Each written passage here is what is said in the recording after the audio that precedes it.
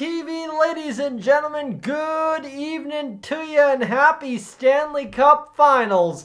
The Edmonton Oilers have punched their ticket. It was Friday night. I was texting everybody I possibly could about the Oilers saying Sunday's a ticket punching kind of day, and that's what the Oilers ultimately do in a hang on for dear life, get the job done, and go on to face the Florida Panthers Game 6 against the Dallas Stars. I must start by saying full credit to the Dallas Stars.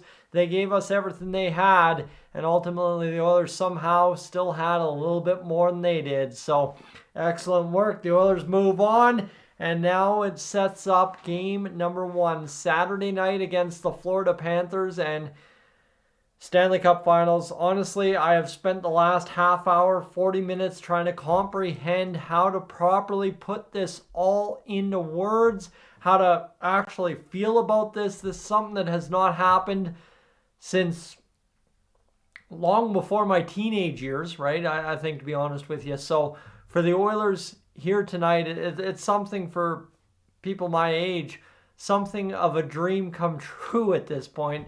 Something many thought would never get here, something that obviously started way back when Daryl Cates bought the team, transitioned to a couple first overall picks, then of course as well to a new arena, and Connor McDavid, the whole lot, Leon Draisaitl emerging, and it's been a slow build since 16-17 when we first got back to the playoffs. 2 years of utter failure with Connor McDavid and Leon Draisaitl getting towards the primes of their career. And then obviously 19-20, that whole tumultuous year. 2021, my goodness, flush that. 21-22, that first real, hey, this team, it's on the verge. Again, then getting swept against Colorado, and, well, maybe not. That's a real contender right there. Then number 23, right? Year number 23, going up against the Vegas Golden Knights, and I mean getting mopped, right? There's a lot. I think now, compared to what I've seen the Oilers do in these playoffs versus what they did against Vegas, they got mopped in 6 games against Vegas last year. This year, running through LA, battling down to the last minute or so it seemed against the Vancouver Canucks.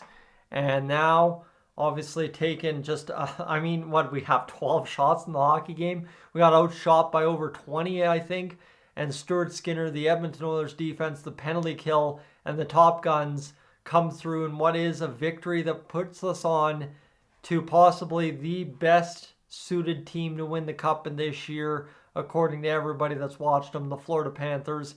And I'm not trying to discredit them with that sentence. I'm trying to credit them as much as possible, because this is ultimately, every year, the toughest test. Whether you win in a sweep or you win in 7, the toughest test for any team to win the Cup is the Cup final, because the other team knows what's at stake too, and they will do absolutely anything it takes to win that instead of you. So the Oilers, I think rightfully so, have earned the right to celebrate tonight, earned the right to be here, and now have earned the right to play the Florida Panthers Game 1 Saturday night, as they try to bring home 1 victory, 2 victory, 3 victories, and a Stanley Cup in that 4th one, if they can indeed find a way to win those against the Florida Panthers.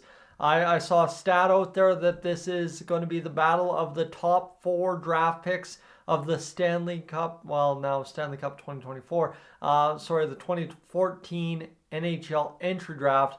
Bennett, Ekblad, Reinhart, Draisaitl, going to war, 3 on Florida's side, 1 on our side, and what quickly turns out to be an absolutely star-studded cast at the top end of that draft. But I just, again, to properly put it into words to what this means to me as a hockey fan, to what this means to me as an Oilers fan, to what this means to me as who I am now in the situation I find myself in, it's something I'm gonna need a day. I'm going to need a week.